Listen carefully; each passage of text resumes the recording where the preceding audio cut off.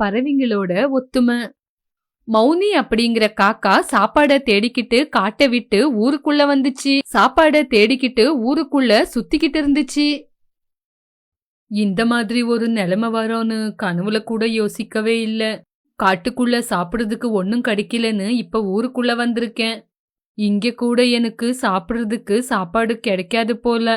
சாப்பாடு கிடைக்காததுனால நான் செத்துருவேனோ என்னவோ.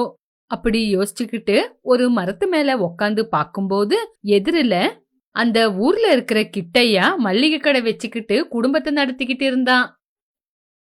அவனோட கடையில கிடைக்காத பொருளுங்களே இல்ல. இப்படி அவன் கடையில எப்பவுமே நல்ல வியாபாரம் ஆவறதுனால ஜனங்க எப்பவுமே கூட்டமா தான் இருப்பாங்க. அவனை மௌனி காக்க பாத்துச்சு. இது என்ன, இங்க நிறைய ஜனங்க இருக்காங்க, இத பார்த்தா இது மல்லிகை கடை போல தெரியுது.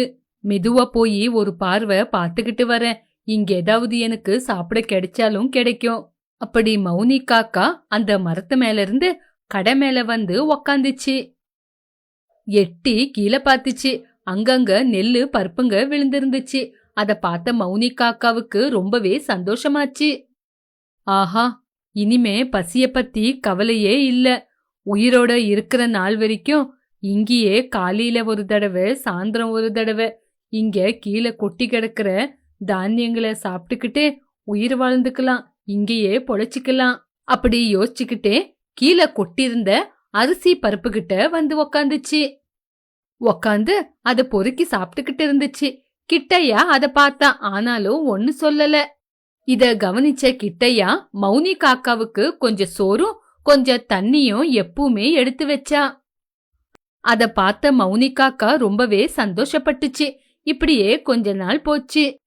கிட்டையா மௌனி காக்கா நடுவுல ஒரு சம்பந்தம் ஏற்பட்டுச்சு.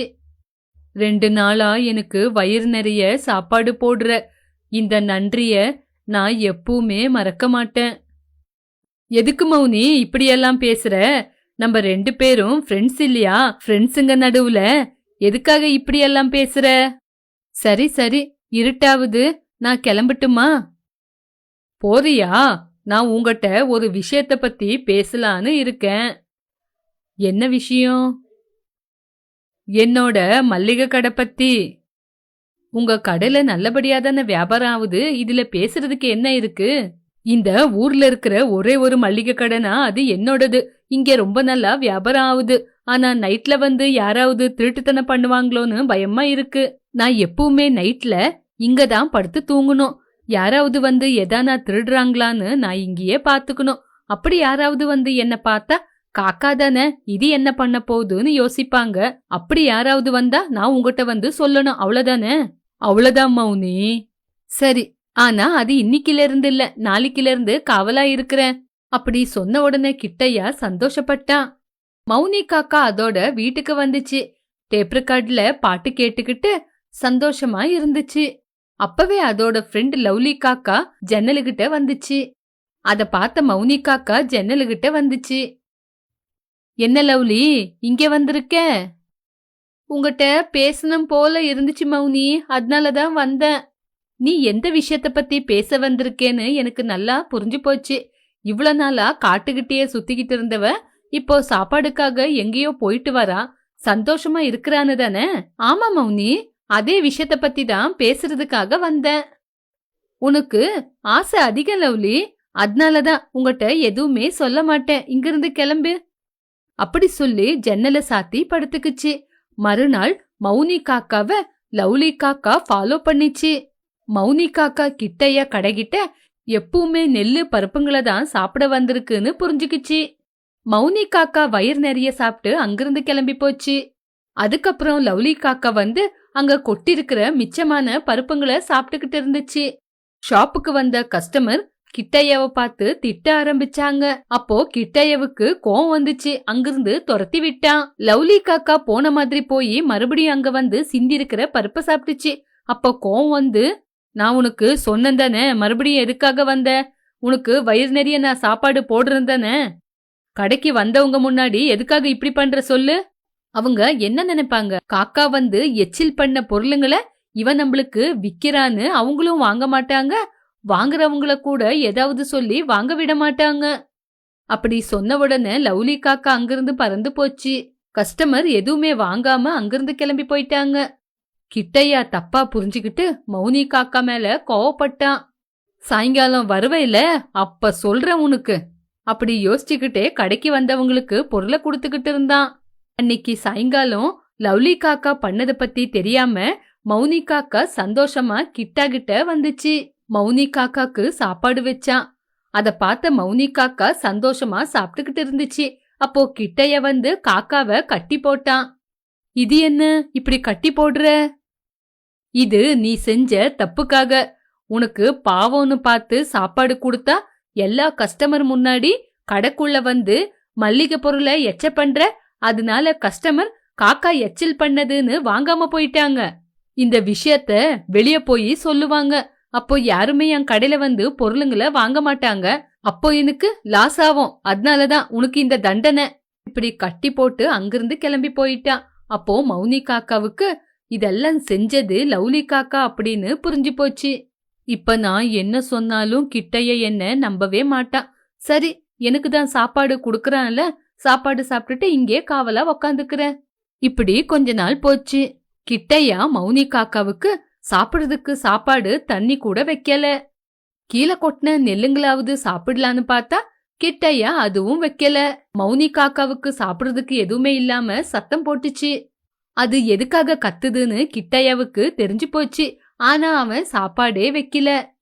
என்ன மனுஷங்களோ, பசிக்குதுன்னு சாப்பிட வந்தா எது கடிக்குதோ அதிலே அடிக்கிறாங்க. செத்தவங்களுக்கு பிண்டம் வச்சு நாங்க வந்து சாப்பிடுவோன்னு காத்துக்கிட்டு இருப்பாங்க. இந்த மனுஷங்களுக்கு புத்தியே இல்ல. அப்படி யோசிச்சு மௌனி காக்கா இங்கிருந்து எப்படியாவது கட்டை அவுத்துக்கிட்டு பறந்து போனோன்னு தவிச்சுக்கிட்டு இருந்துச்சு. ஆனாலும் மெல்ல மெல்ல பறக்கலான்னு பார்த்தா கயிறு கட்டி இருக்கிறதுனால அதால பறக்க முடியல. இப்படியே கொஞ்ச நாள் போச்சு. அதுக்கு ரொம்பவே டயர்டாயி கத்த ஆரம்பிச்சிச்சு. கிட்டையவுக்கு எல்லாம் புரிஞ்சு கிட்டையா காக்கா பக்கத்துல வந்து நின்னா.